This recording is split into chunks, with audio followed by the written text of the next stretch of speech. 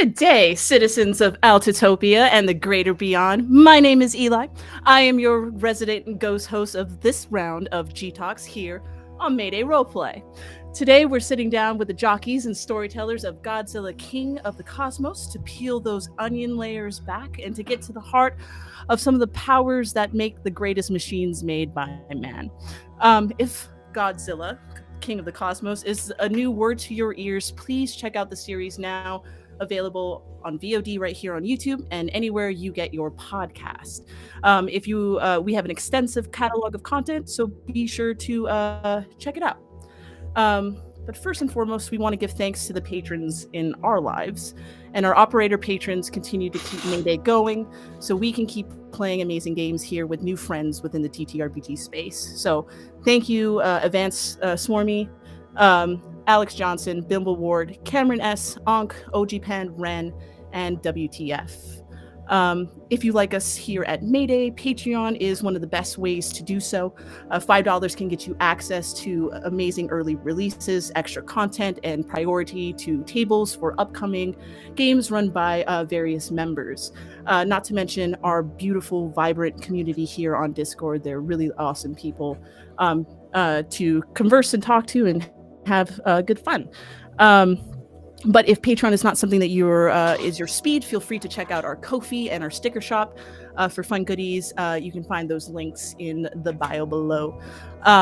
So with all of that out of the way, why don't we just kind of get right into it?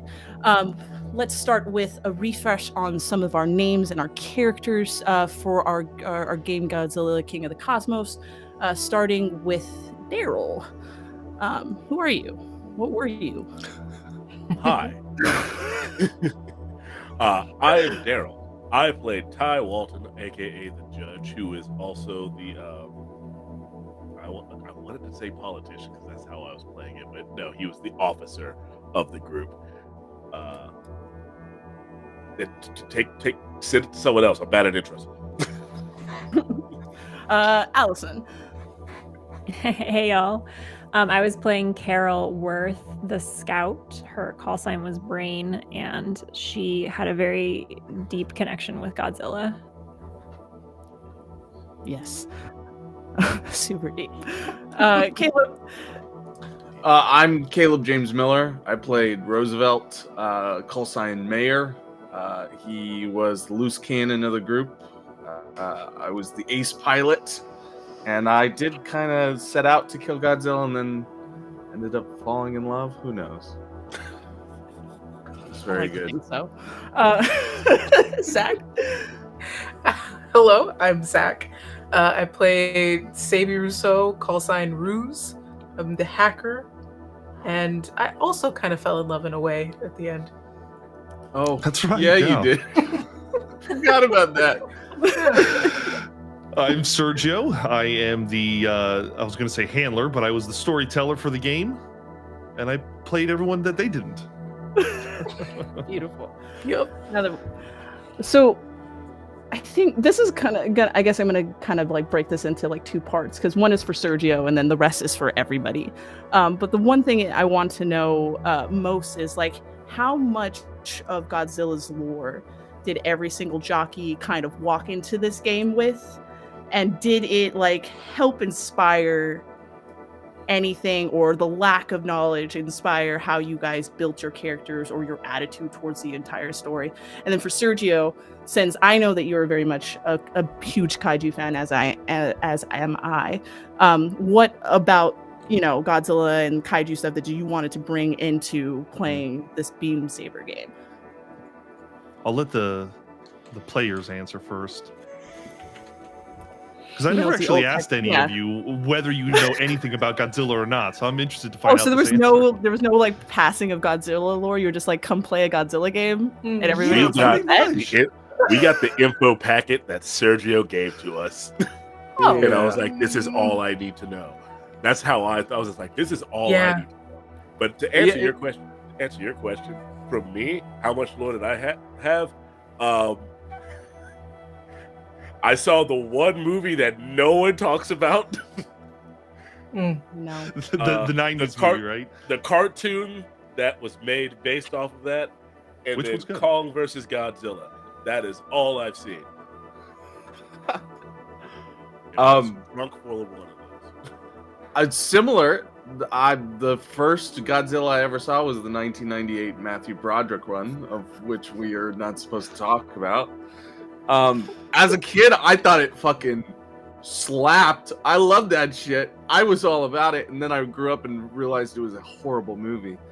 But later in life, I saw the original, so I sort of have like the bookends of Godzilla knowledge.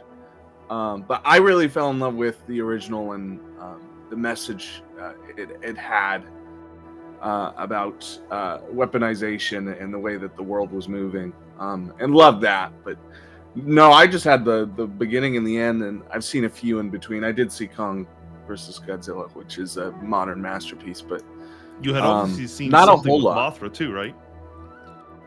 Yeah, and I was aware of like I have a loose awareness of the lore that comes around Godzilla and like the things that come through. I've seen bits of Mothra. My dad was huge into these movies growing up, because he was, around for a lot of these to come through, and a big fucking geek. So a lot of it I learned through osmosis through him. Zach, Allison. Well, my grandmother loved Godzilla, and that's pretty much all I knew about Godzilla. Was that she loved him?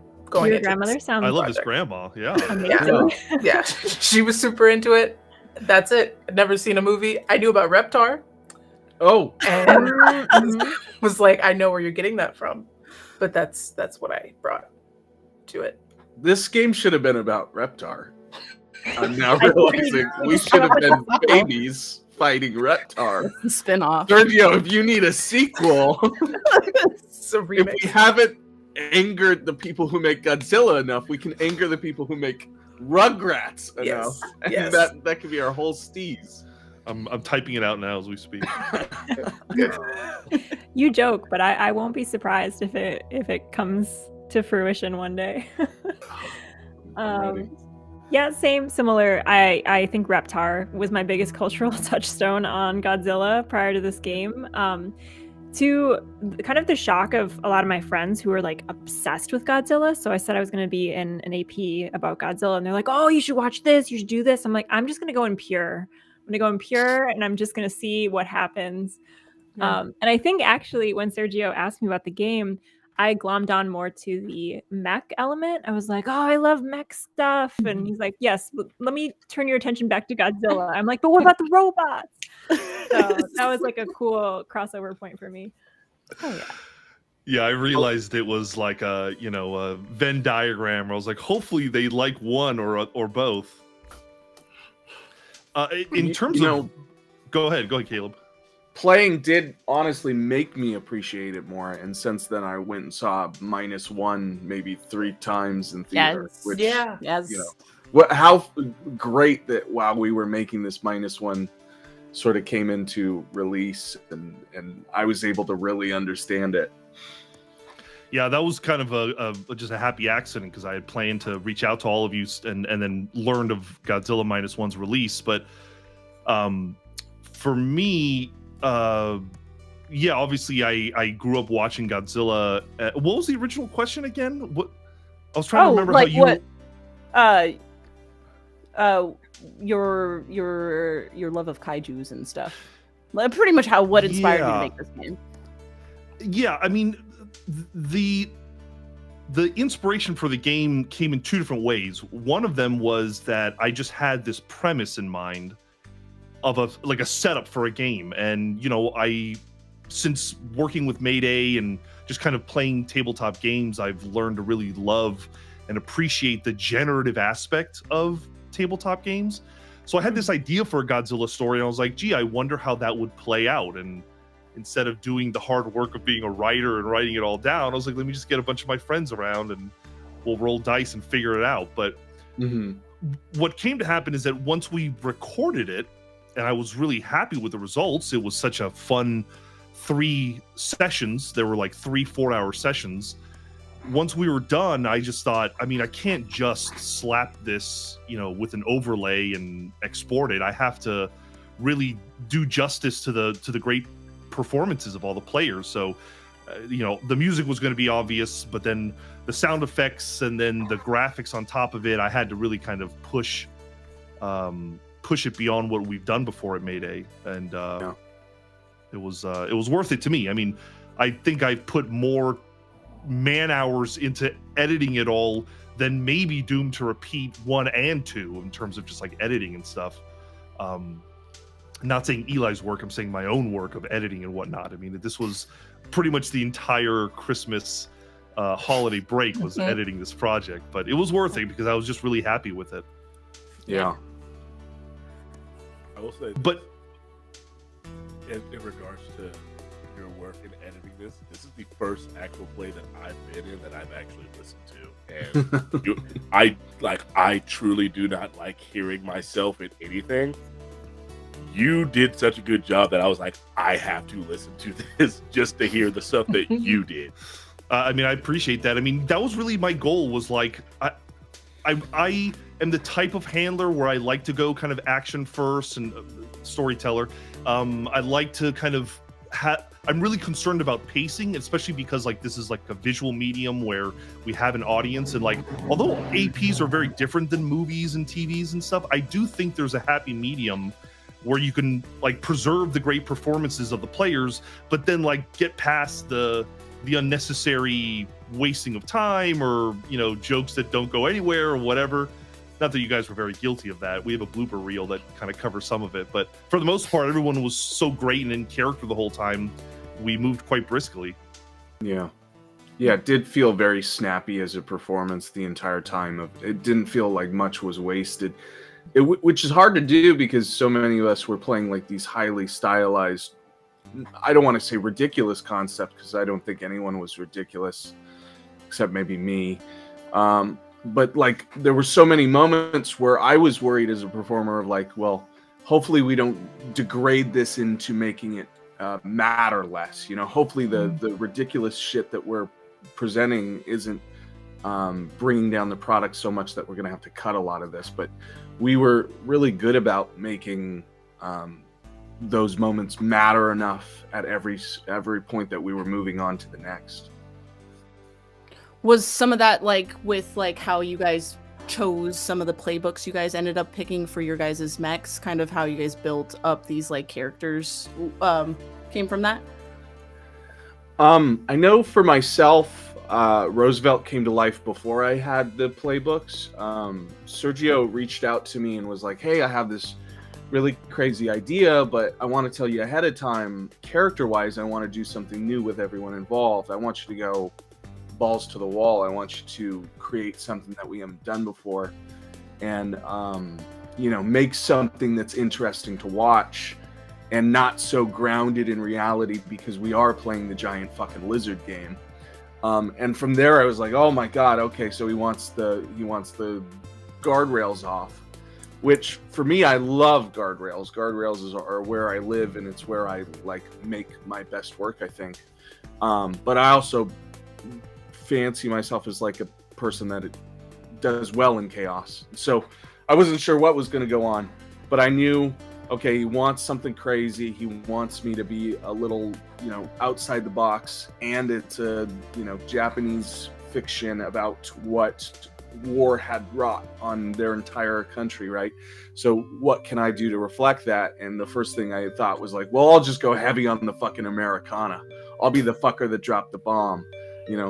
I will represent everything that Godzilla, is fighting against so that I can kind of hype that up and make something out of it.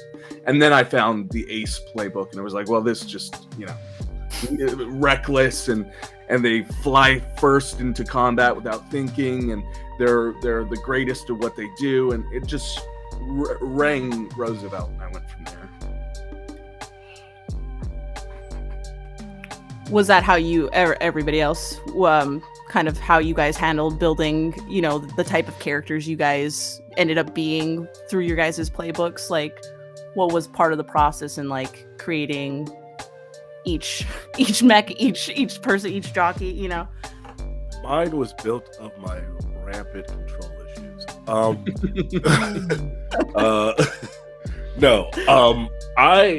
So oddly enough, the concept of him being a former lawyer came purely because when Sergio reached out to me, I was making my way through the show's Suits at the time. Okay. Yeah. And I was just like, I need to make a lawyer. Like, this is just, it's in my brain. Like, I think I was watching 3 different shows. They were all about lawyers, and all the stories were so rampantly different. One was like straight-laced lawyers, but there was also another, a K-drama called Vincenzo about a Korean lawyer who is also a mafia consigliere who goes back to Korea, works as a lawyer, and they're thinking he's a normal lawyer, but for real, he's like actually like showing up with guns, which aren't a thing in Korea, and is murdering people. And I'm like, I want to play just this underhanded lawyer who should not be in his position. Like I don't think it ever came up in game that Judge he shouldn't have been an officer. He bribed and cheated his way to that position. It just didn't come up. It just so happened that he's good at it. So it did. But there's a few moments where he's just like, wait, how should I react when, like, what am I supposed to do, Peaches? Like, as an officer, how should I react to this? Like, his first interaction is him just like, I don't know what I'm doing, man. Tell me what to do. So that, and also I was basically just playing a Ventru, playing a mech, playing a mech pilot. It's a great crossover. Yeah.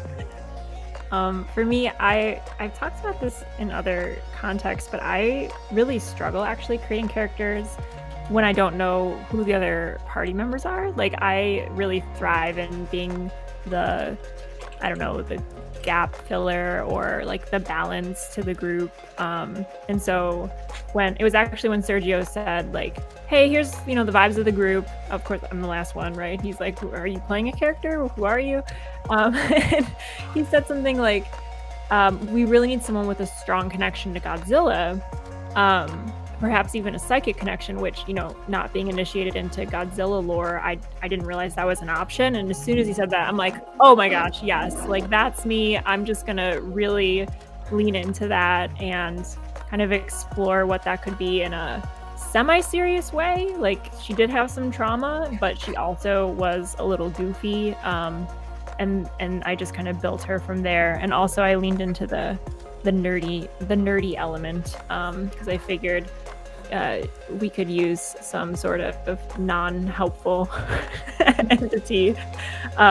Everyone else being so helpful and competent, I thought I could balance this out in that way also. I often feel that way, Allison, about like creating characters. It's like, what has everyone else done? Okay, I'll do the one thing that no one else has done. And psychic powers come in the 90s era of Godzilla movies. There was this whole bunch of them, and they were all like the same story, one after another, where it was a continuous storyline. And there was a reoccurring character that was a girl that had kind of a psychic link with Godzilla. So that's kind of the inspiration for it. That's awesome. Yeah, I went really, really hard into the book Beam Saber because I didn't know a lot about Godzilla. So I found out about the like ARC effect of basically just being hacked too much. And I love, if I'm looking at any lore document, I'm going to start with the diseases. Don't interrogate why, I just like to. So why do I know this? This has happened many times. But that starting from there and building a character that just reacted to that existing in the world and maybe directly causing it that was it. And I love making granola hippie people anytime. Who almost died. Right. It was so helpful that Zach had kind of connected to a piece of the in-game lore, because I wasn't sure how much I was going to add, but their whole thing about creating this test, and it just really helped ground that character, and I think all the other characters were kind of affected by it. It was really helpful. Oh yeah, I love the Ruse test as like a lens for meeting our characters for the first time. Like we all had different interactions with it, and like Zach's character being the one who created it to begin with was such a cool little thread that ran through all of us. And that moment with Allison and the ruse test in that first session is so incredible. It's amazing. I still think about it to this day, of like a society where they have a test from your therapist that you can get wrong is the greatest thing in the world. With the buzzers and everything, I think about it all the time. I was nervous while you were running that. Like, I felt responsible for whatever happened to Carol test. I was like, please do good. I'm so sorry. And it was amazing. Yeah. I kept also thinking of the Men in Black scene where he's going through all these different kind of gauntlets, and at the end he has to shoot the little girl instead of all of these aliens. Just kind of like that the psychology of it. But instead of testing her fitness, it was kind of just almost exploring her madness, which was also really interesting. So yeah, it was a really cool cold open for the character. And also I was sweating it a little bit when we started, because I'm like, oh, how much of this am I gonna have to generate? But you like had the gauntlet prepared. You're like, here, now this is happening. And each time she progressed, it was kind of like a little scary for her, not knowing what's coming up next. But as a player, it was super fun. It was like being on a roller coaster. I'm like, what is around the corner for Carol? I mean, the first 15 minutes of that first episode is a lot of fun because we get to meet everyone, and I think everyone is just on their A game. So many funny lines and moments from everybody as introductions. Totally. Yeah, and you get a really great sense of like each character, and then once you get into that, then you guys start building like your relationships. Like, how do you guys like go from making these like really unique base kind of characters that kind of could stand alone, you know, and how do you guys like how do you guys like build the dynamic that you guys had with each other? I think Caleb and I messaged Caleb specifically.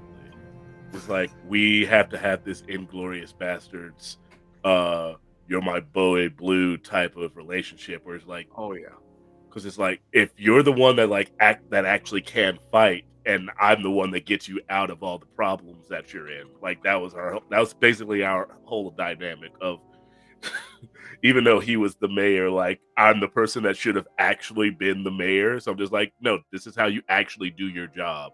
Mm-hmm. Meanwhile, Judge has no idea how to actually do his job. Yeah. And I think Zach, you said Ruse was the one person in the group that fully knew that Judge was full of shit the entire time. It's like, yeah, I know he's full of shit because I made the test, so I know he didn't actually take it. I shouldn't have been there. Like, I should not have been there. And then there was Brain. Brain honestly was just the heart. Brain was the heart. There was never a moment that I didn't like go, oh, Brain. bless this child. I love like, in terms of connections, I really feel like the session 0 that the game encourages you to run, and like, you know, we went through all the steps that the session 0 in Beam Saber recommends and all the things you're supposed to go through. I feel like that helped because within the game there are the connections you're supposed to have to the different players, and I think a lot of those cemented how the interactions were going to be like. Yeah, I'll echo that. I think even within the game, there were mechanisms where we would spend, you know, supply or carouse or whatever the term was. And that was kind of a nice kind of rules-based way to build those bonds. And like, it created some interesting character moments, but we were also kind of using the rule set to do that. So that was like a nice, it almost felt like a continued session 0 throughout at these different milestones in the game. Mm-hmm. God for the trophy room. Yeah, the trophy room. Yeah. All these extra little rooms we bought, we never fucking used. While editing the game, I realized you guys had chosen a couple of abilities with your forward operating base that we did not utilize. Like, I think every time you put a point towards quirk, it should have been 2 points, and so there were moments where I realized, we didn't take advantage of some of the things you guys had chosen, but that's twice as powerful. Cool. Yeah. Well, I loved that like half the game was us like kit bashing the thing we actually wanted to be, but we aren't. Like, we should have never been a redacted team, but we were a redacted team. Like, there were so many different bits where we were just like, this feels right spiritually. Who gives a shit mechanically? And then we were able to still make those mechanics work at some point for us. But like Last Flag was this weird hodgepodge of so many of the things the Beam Saber offered that were so very cool that we were using in a way that I don't think intended, but worked out. It was really cool. Yeah. And that was one of the reasons why I chose the system, because I had debated about a couple of them. I mean, at first it was going to be a Lancer game, and Lancer combat seems somewhat like 5e, D&D 5e, but I didn't know if we had the time and the bandwidth for us all to kind of learn a new system. And then Forged in the Dark was just kind of a simpler way of telling a story, and I liked that there was the crunchiness in Beam Saber where all the character playbooks had unique abilities, and it kind of felt like you were going to have a really unique character. And like you said, Caleb, like during downtime there would be customization options, so it felt like the right balance.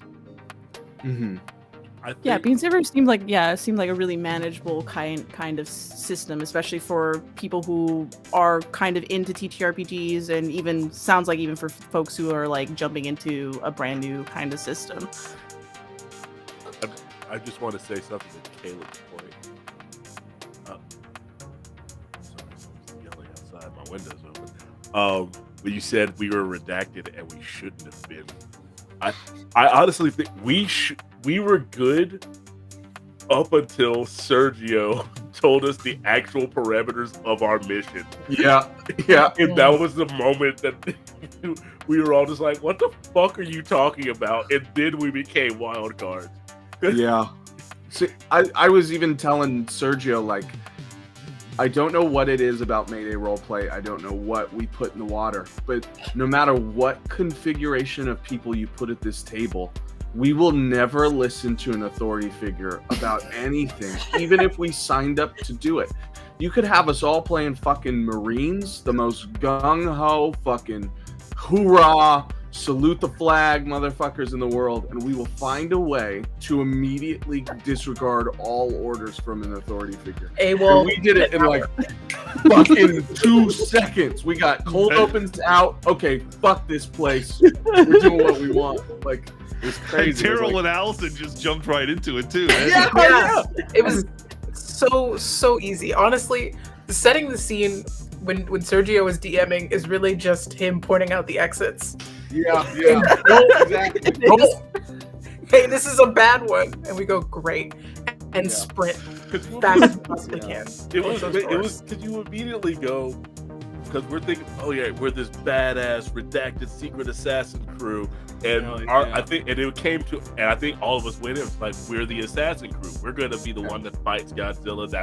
And then you come in and say, we're gonna try and trap them and bring them with us, and it's over. Yeah.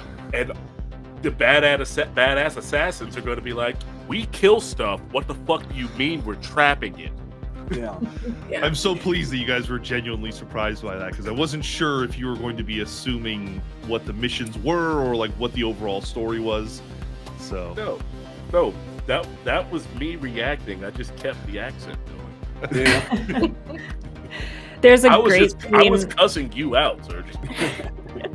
There's just a great scene I rewatched the other day where I think it's the scene where you tell us the context of the mission, and like there's a lot of RP after that on the whole team's behalf, and then I think one of the NPCs is just like, look, you really like you have no business commenting on the mission. Like, are you taking the mission or not? Like, please stop commenting. That's right. We're in charge. Yeah, we were in like the secret 1% office, immediately just saying the most disrespectful shit we can think of. Yeah. Yeah. We were, offered into the president's danger room. And the second we got in there, we were like, fuck this shit, man. Literally smashing glasses of alcohol on the way out. It's I'm like so if used- SEAL Team 6 was like, we're not killing Osama. And I'm so used to it too as a handler and as a storyteller that I just knew what to say in response. Like, you can complain all you want, but either you take it or you don't. I swear to you that there is a Mayday configuration where we follow the rules. Like, there has to be an organization of guests, of original cast members, of GMs somewhere where the rules are so very like us, we have to follow them, right? Like, am I hearing like an oops all lawful good session? Yes! Right. Yes. do a whole Paladins game. Like, I see the warlock cringing in the corner. yeah. It's hard. It's hard out there. Rules are tough. But yeah. Hard. Who reigns awful evil? Just like, I really don't like it here, guys. I think I should be in charge. Yeah. Yeah, that's the vampire speaking out right there. Yeah. That's the Camarilla. Sometimes I put a suit on, I feel the evil come out of me. So, in that guise of your general lawlessness, like what parts, like what moments did you guys like accomplish in your like missions and stuff that you guys remember were like some like key moments or favorite moments that you guys accomplished? Because you guys did a lot, like you from Earth to space to dropping a lizard from the sky.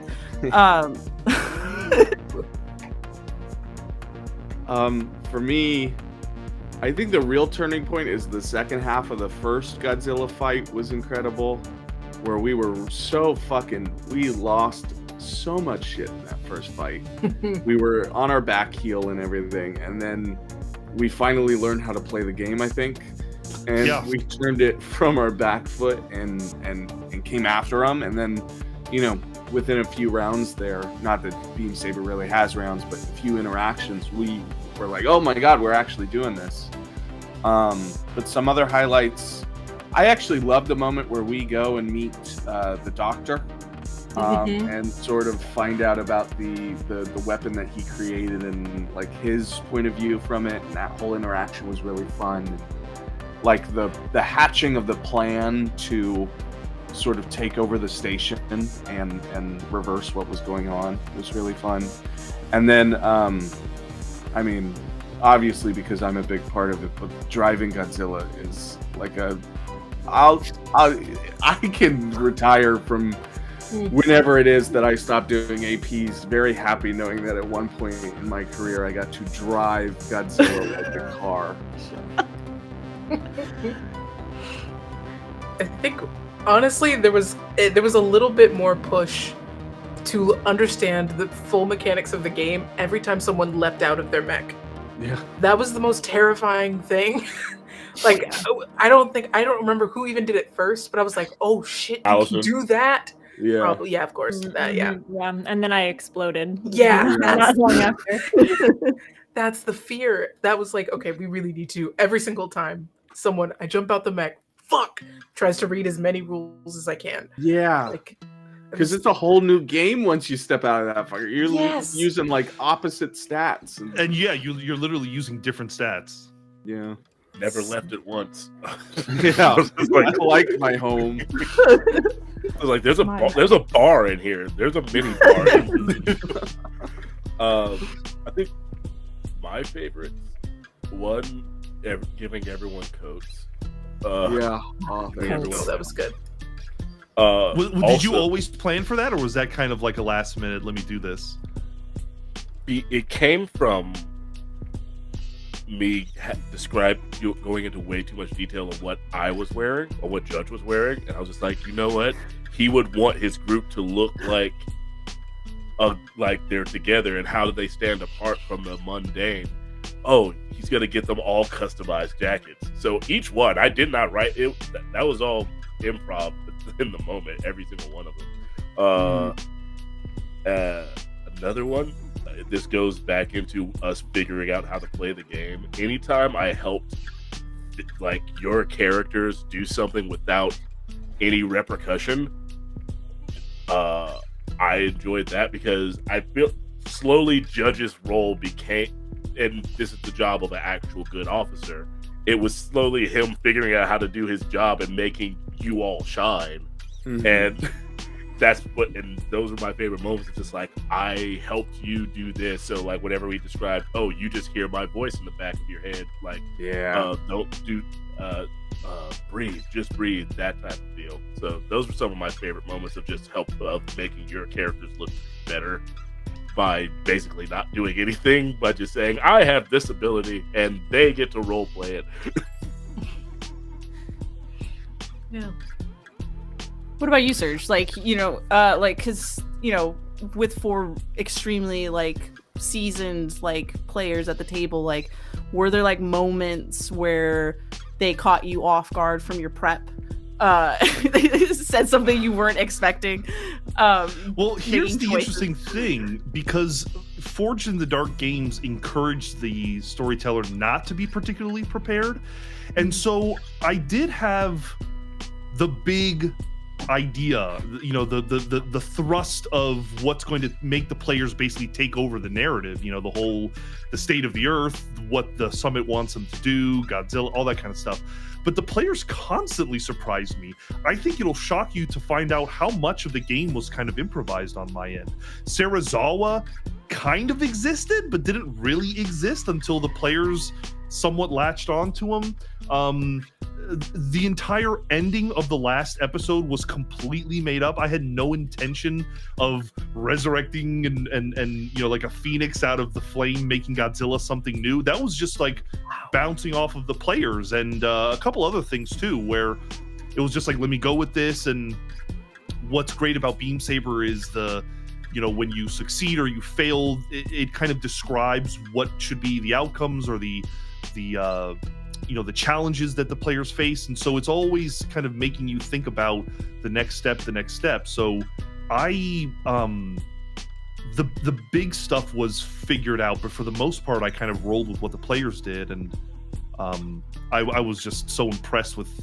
It's just always so surprising to me how when you prepare a group by talking to them in a session 0, kind of laying out what you want to do, making sure that they want to do as close to similar of a thing as possible, and when everyone's on the same page, the improv is like, it's like you're all reading minds in a way. It's really fascinating, because I was just constantly like yes-anding, they were yes-anding, and I could almost not anticipate, but like I could see where everyone was going, and I think even if it wasn't immediately consciously clear, I think a lot of the players could see where I was going and were vibing with and kind of trying to go down that path. Yeah, that's really surprising, because it seemed well prepared, both like players on player side, character, GM side, that like everybody knew what was up, everybody had the goal in mind, even with their own personal intentions and stuff like that. Everybody was able to ride out together to go, take out fucking Godzilla. It's fucking great.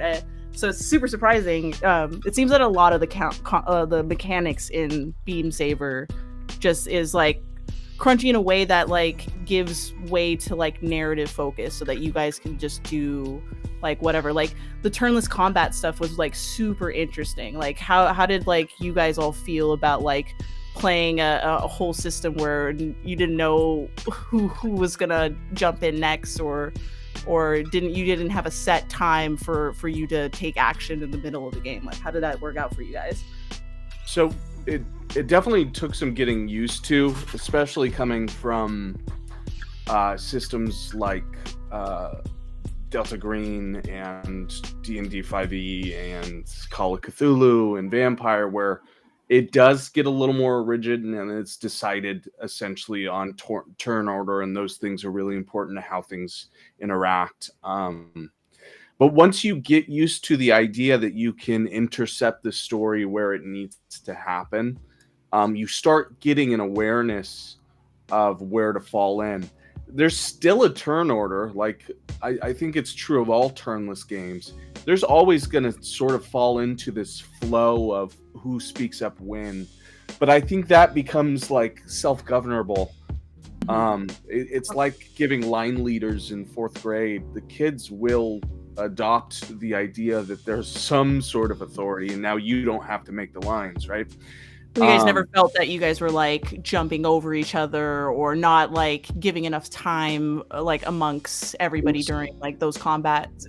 Actually, the opposite. I feel that at like numerous points, I felt that like we were a little afraid to be the one that was going to do the next thing. I think that it might just be a reflection of this table. Not every table is going to be the same for anybody, but and it may be different when you guys try your Beam Saber games or whatever it might be. But we were at a state of like everyone was so gracious of each other that we were kind of afraid to be the one to move the dot forward. And I think the good thing about that is that Sergio is such a great moderator as much as he is a storyteller. A storyteller is the word I was thinking. Great moderator where he has this innate awareness of when the cogs should be moving. And he can feel the indecision. And so he would be calling those things out and we'd be moving forward from there. But turnless really helps because the game itself works like a moment of wits and wagers, of throwing down chips, of like what are you willing to give up to get something to happen, which is one of my favorite ways to improv, and I think it feeds into the way that we improv this game.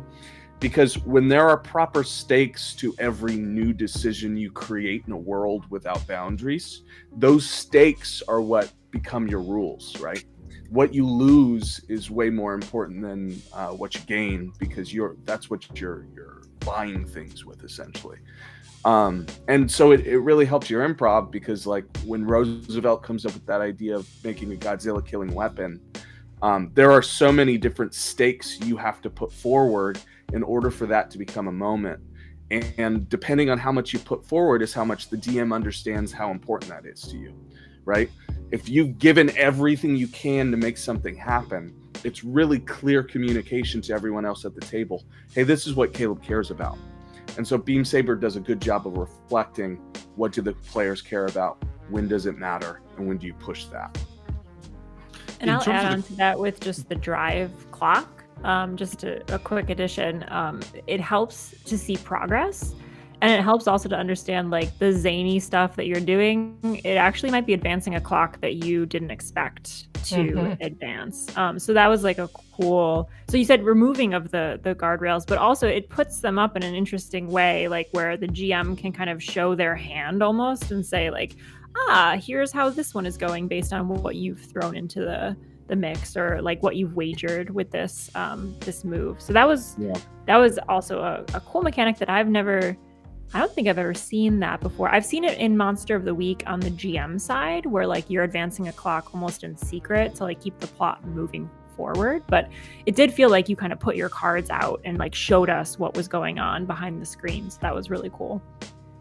It's kind of difficult to remember, especially if you're used to games where the GM can have a little bit more of an adversarial relationship. But these games really are meant to be you and I, all of us together, telling a story in unison. And so that's why I never rolled any dice. You don't have to roll a dice as a storyteller in these games. But the only time I really ever had power is when you rolled poorly and you did not have anything to wager to get rid of that consequence, right? So you guys were always in control of the narrative, and that's how I try to sell it to the players, is you guys continue to move the narrative. I'm not going to interrupt you guys. You just keep just making decisions. And when you roll poorly, that's when I get to make a decision. And I think that helped a little bit. But it's hard to shake that mindset of, oh, he's not only trying to hurt us, he's also just here to try to collaboratively tell the story. Oh,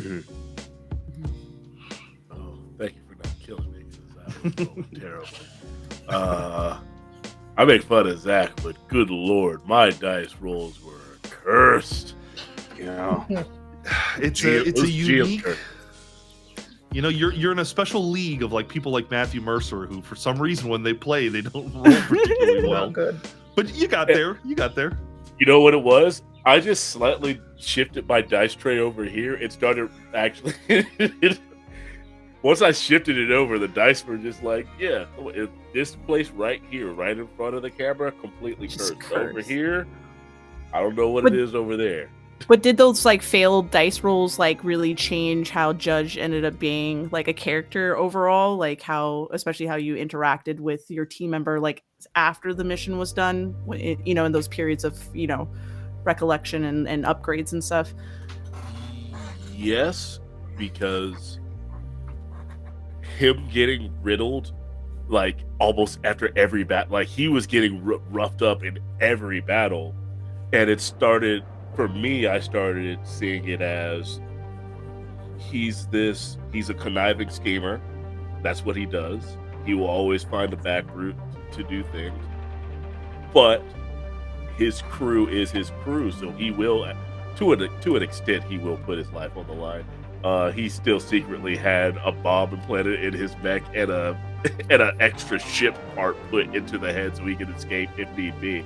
But that slowly became the thing of like why his mech was so big. So you'll focus on him versus everyone else because he truly saw himself as, I'm the least qualified here. So what's my role? I've got thick armor. You shoot me while everyone who can actually do stuff does stuff. And also I built him to be better outside of the mech. He had much better roles outside of his mech than inside.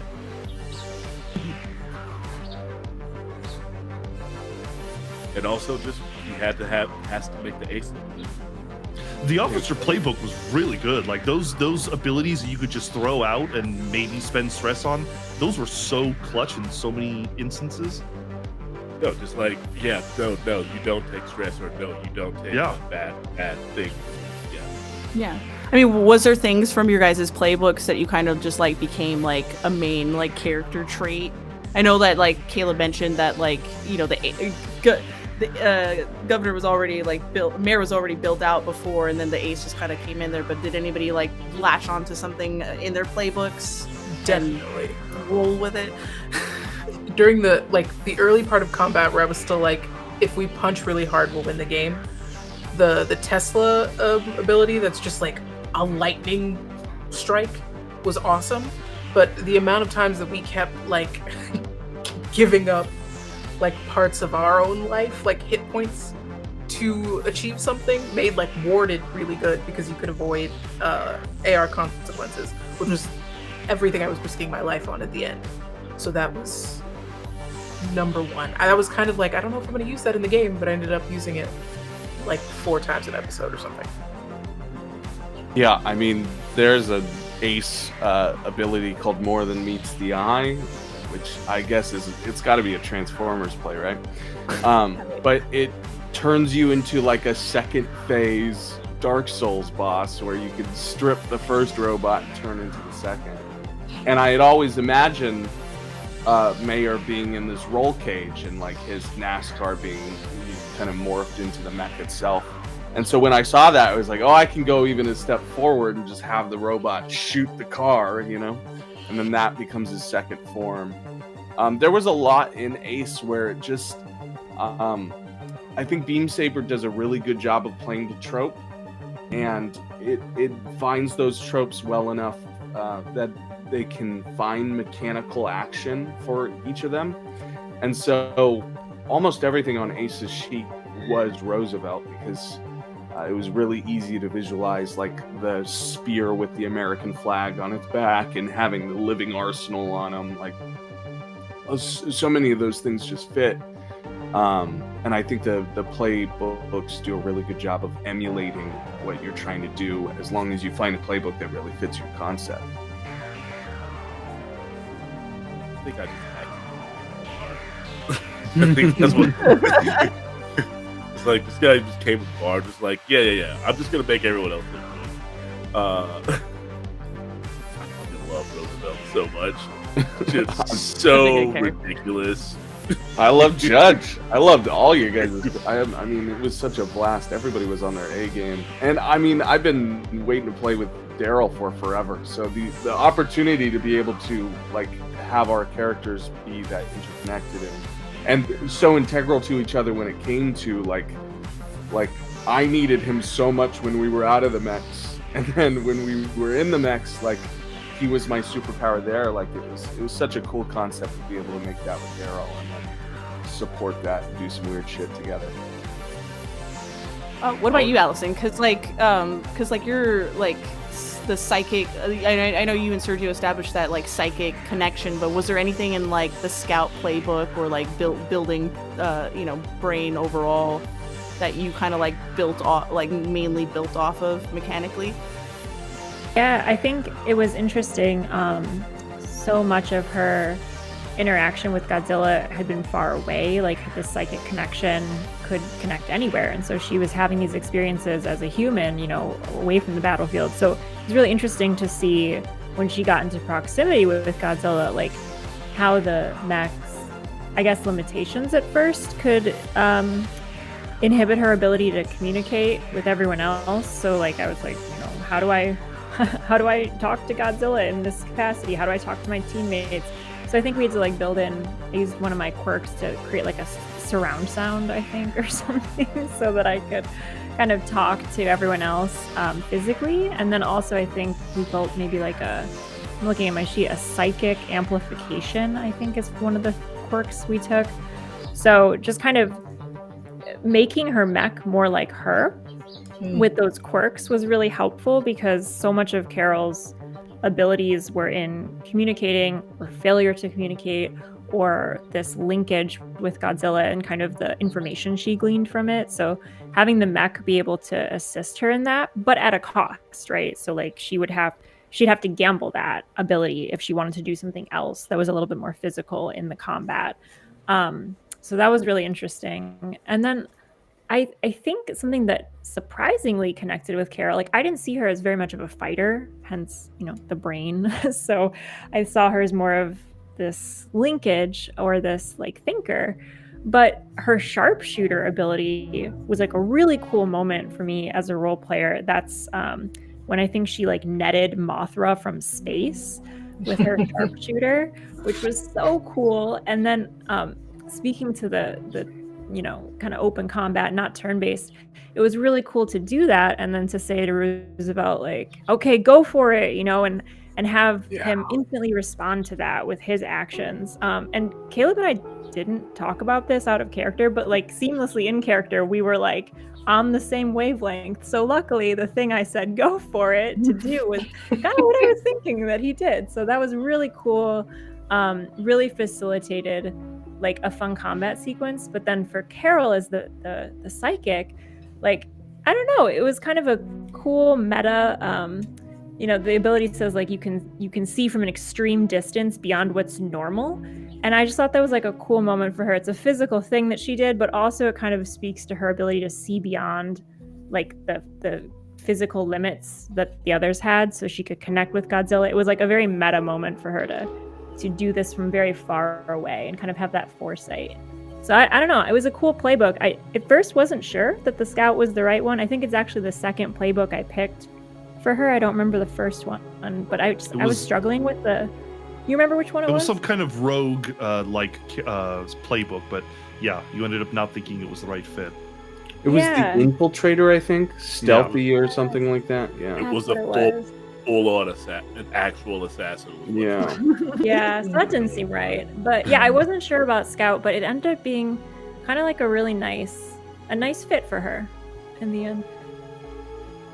I will just say I loved the budding relationship between Mayor and Brain as time, because I believe you said in game Carol does not like him, and then slowly you two just became buddies. Yeah, I think that the funniest bit between them is that they both start with these very separate, like polar opposite delusions. And then by the middle, their delusions, by the end, their delusions meet in the middle. And, when Allison came up with that in session 0 of like, well, let's play with this antagonistic relationship, immediately I was like, oh, that's so much fun. I want to see if I can get both Allison and Brain to love Roosevelt by the end of this.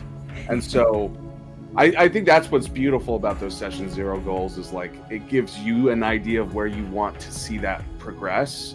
And immediately that was my first thought of like, oh, I totally want to flip this on its head. By the end of this, I want them to be buddy. Because it just makes sense. They're both obsessed with the same thing in different directions. And, yes. Roosevelt's just a little misguided. Yes. But I loved playing with Allison. That moment with the net, it was absolutely incredible. And as a player, you're so easy to read in your intentions because you're so clear in the story you're trying to tell. That it was beyond easy to fall in the next block, and then for you to pass back the ball and move from there. That it always felt really easy to be like, okay, this is where Allison's going with it. I can easily follow that. That's awesome. Yeah, Yep.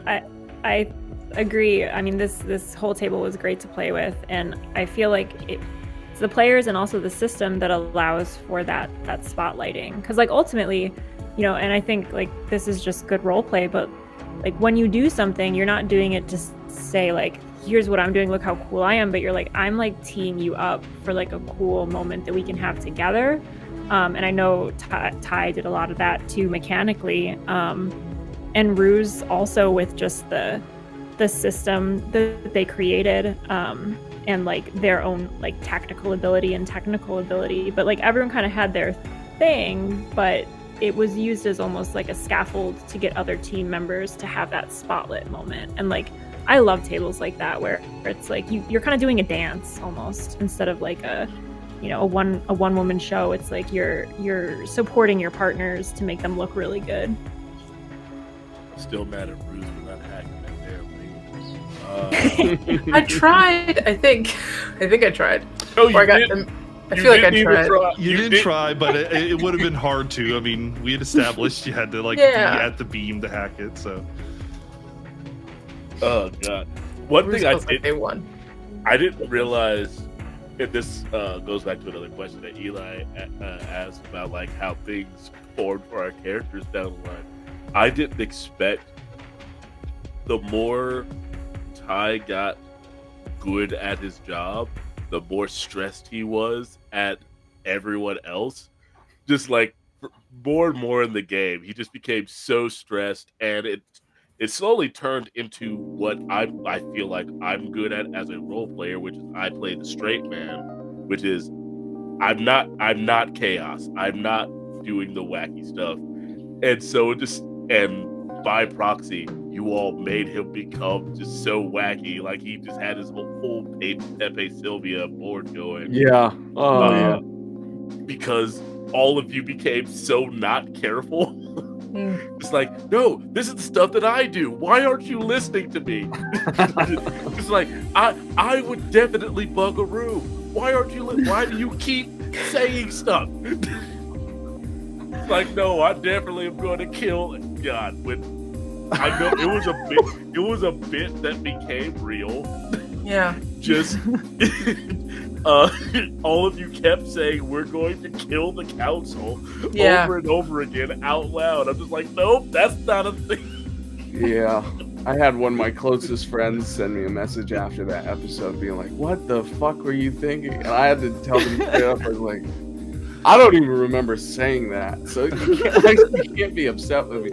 They would periodically send me things that I said that were just completely out of pocket and getting us all in trouble. I remembered maybe the first one when we were in the council room, and the rest was like, I really said that? They send me the minutes, I go back and listen, I go, oh fuck, no wonder Judge was upset, man. I'm fucking giving everything away. It really goes to show you though too, like the quantum nature of decisions that a storyteller makes. Is I really wasn't thinking that deeply about is anybody listening to them right now until Darryl was obsessing about it, and I was like, yeah, they're definitely listening now. It was because it's in just the general character sheet or playbook of that I have a bug detector to detect listening devices. The same way that Peaches is just in my sheet. Right. Like that name is in there. Where it's just like Peaches, a corrupt official. So I'm just like, okay, if this is the stuff that I just get without looking for it, of course I think he would just be like, yeah, they're probably listening. Judge is fully aware that this is a totalitarian society, because that's the only reason he was able to get to the position he's in, because he was able to manipulate it. if this wasn't a bad place to be in, he wouldn't have joined. Because he's not a guy. All of you are good people, and he's a bad guy that surrounds himself with good people to make himself feel better about the fact that he's a bad guy. Yeah. But he will also never apologize, Eli. He will never apologize for anything bad he did. Speaking of bits, the bit of not Carol, Cebi doing the video logs, I thought was really cool, and how that grew throughout. I would love to hear more about that and how you came up with that. I just knew that Cebi was gonna be like a very hippy dippy kind of person, and I felt like when I kept trying to design their mech, I was having a lot of trouble with it, and the one image I kept seeing was someone climbing a mech, and that helped somehow. So I was like, we have to start there, because that's the only place that I feel like I understand. And I feel like those people that go live on TikTok, I don't know if you've heard of the wood soup. I fucking love wood soup. Yeah, she's fantastic. She's just in the dark with a bunch of different sized pieces of wood, just stirring them in a bowl of water, and it's calming as hell. And I'm like, there's a sequel to it where a skeleton fucking spoons the wood soup, and he's got a girlfriend, but he's cheating on the girlfriend with another puppet. So good. I have no idea what we're talking about. This is a rabbit hole right now. The ASMR game. That's the kind of thing that happens in late stage capitalism that I think Cebi would really hold on to. And would represent, that's totally right. Yeah. Make your side hustle. Yeah. Just try to relax. Going live on Facebook, sharing state secrets. Yeah. That no one is supposed to know about, and then it immediately. I think that was also a reason why we fully turned on everyone, because your stuff got scrubbed. You did a live stream and it fully got scrubbed. Yeah. Yeah. That was like one of the first moments where we were like, oh, there's some stuff going down, and thus began the spiral. Yeah. That's just still hilarious to me though, because we're essentially Black Ops operators. Of course they're gonna scrub our live stream. Yep. Our entire deal is that no one knows what we did, and then Cebi, and also it was the fact that live stream. Cebi did. It's Mayday roleplay. We hire ourselves on to flip burgers, and then we get pissed when somebody asks us to flip burgers. Yeah. Yeah. And I don't think Cebi told us that they were streaming a lot of this stuff. No, it was a lot of that. It was after the fact. We'd been like, "Hey, my stuff got scrubbed from the site." We were mad retroactively. We gotta take the system down. The whole system's gotta go. Stuff. What do you mean your stuff got scrubbed? What the fuck? Wait, what were you doing? I've never cared about anything. I've just heard about more. Yeah. All I know is that this person's upset, and Cebi is the person that I know is supposed to be actually good. So if they're upset, I'm upset. Yeah, I guess, if they're upset, it's a good benchmark. Talk it through as a crew. Yeah. Exactly.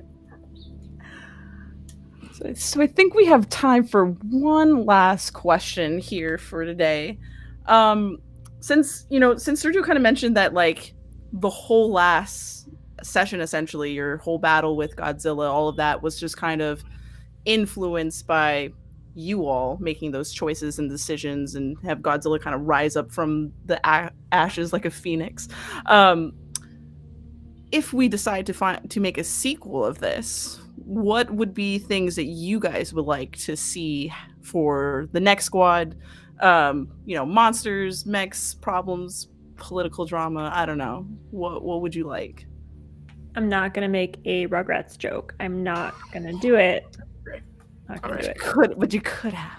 The children of Last Flag are all in a pen, playpen. And they have their own little adventures. Sergio, how far in the future would a sequel be? I've been debating about that. I don't think it would be particularly far. Because I'm also gauging whether or not Judge would still be alive, because he was canonically the youngest of the group. He was in his 30s, whereas everyone else was older. So he's the BBEG that you all have to face. Yeah. I have He's thought still that it would alive. be cool because you've discussed with me before, Darryl, about how, Ty took on the choice of killing the summit alone to take the blame. I think it would be cool if Ty was like exiled, like he's like living in the mountains somewhere or something. Ooh. Oh yeah, just let me go full Gurren Lagann of just like, because I also killed Sarazawa too. Yeah.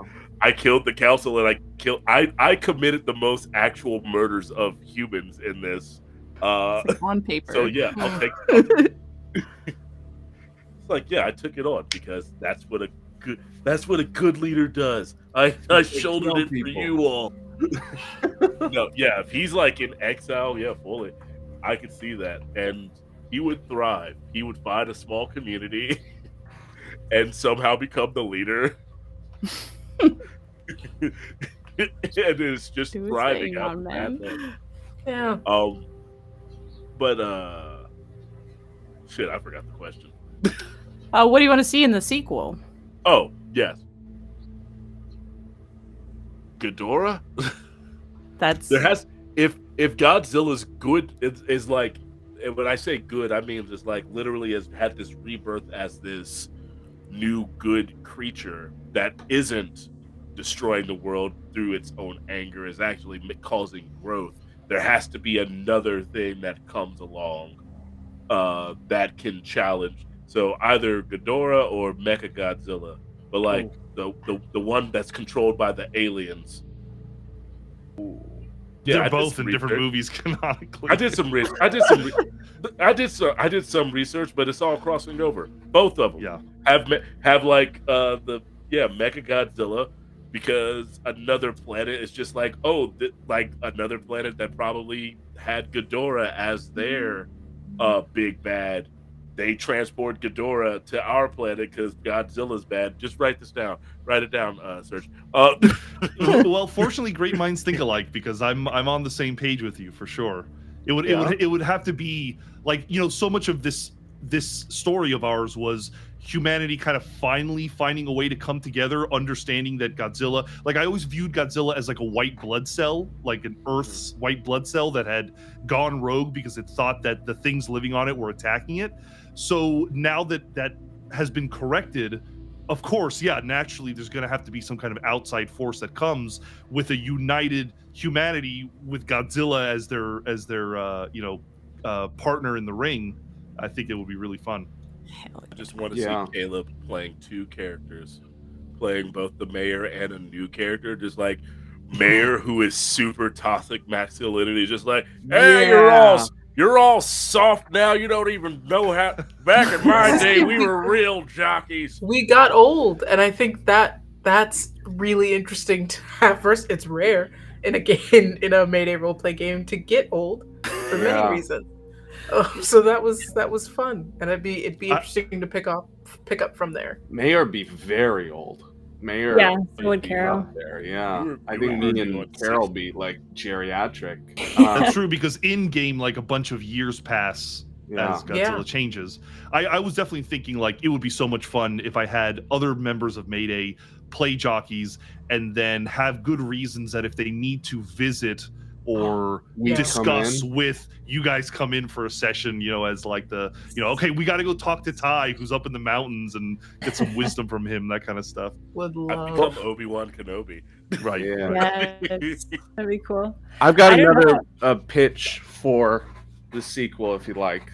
Yeah, go for it. We saw Last Flag, right? I would want to see First Flag. I want to see like Godzilla D-Day. I want to see the moment that Godzilla came to the Western Shores, and we're like the rescue team that's trying to evacuate all these major cities before Godzilla comes in, and seeing. Oh, so you're thinking like a prequel? Yeah. Rather than going forward in the future, go backwards and tell the story from the beginning, and then you can kind of parallel. And I think there's a lot of inherent, like, really cool storytelling in the panic that would come.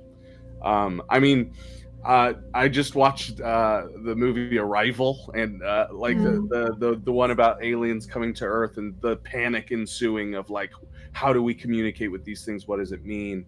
And like to get to tell the story of the first arrival of our big lizard, I think would be really cool too, to have us fleeing down the streets of New York as the buildings are coming down. I feel like we were on the same wavelength there, because I was also thinking prequel, but I was inspired by Serizawa saying, like, this iteration of Godzilla, there have been, dozens, hundreds, however many he said previously. And so I was thinking of, maybe one of those instances of a previous Godzilla that they thought they defeated, but it comes back, and maybe stress testing some of Serizawa's telling of what he said happened and who he was, and kind of going back in time to his period or his father's maybe. It'd be a cool kind of, I don't know, old-timey prequel. Yeah. Asshole in every generation. Oh yeah, I was gonna kill every human on Earth. It's a tough one. It's a tough one. You made Owlman. You just basically made Owlman. It's like, no, I'm gonna kill all of the different Earths in the DC universe. It's fine, but why are you doing this? Yeah, it's really awesome when a villain will just straight up tell you that they're the worst. Like, we exist now in such a world where so much of storytelling is like, I am the complicated villain. There's a really good reason I'm doing this. Serizawa was like, no, dude, I'm fucking horrible. I want to see it all fucking burn, homie. Well, I wanted to say this because Serizawa represented like one side of the coin, because like the whole theme for me was, and this came out naturally, again, another improvisational kind of theme that came up, which was the healing of trauma, right? Like, so many of the characters resolved some trauma that they had, but Serizawa was the other side, where it's like, the debate was, is Godzilla deserving of destroying humanity? Yeah. And Serizawa was like, we just need to suicide. We need to kill ourselves. So he was the other extreme. And then it came through our game and through our storytelling that was like, no, there's another option. You can forgive. You can try to move on. You can try to heal. And I did not think about that as we started the game, but everybody kind of brought that up, and the theme just seemed kind of obvious when you juxtapose the setup. Like, really, the only thing I ever had planned was I want to drop Godzilla like a nuke, and everything else kind of stemmed from that. I just knew as soon as you said as soon as Serizawa said, "Oh no, I was trying to kill everybody," I knew there are three things that I knew that I was going to do from the get-go. And when you said that with Serizawa, I knew it didn't matter when I snuck it in. I was going to kill Serizawa.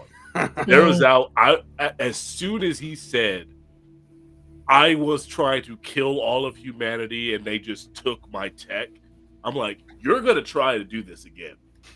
There is zero way that you're going to be like, oh, yes, peace, love, and happiness. Like, no, you're going to try and do this again.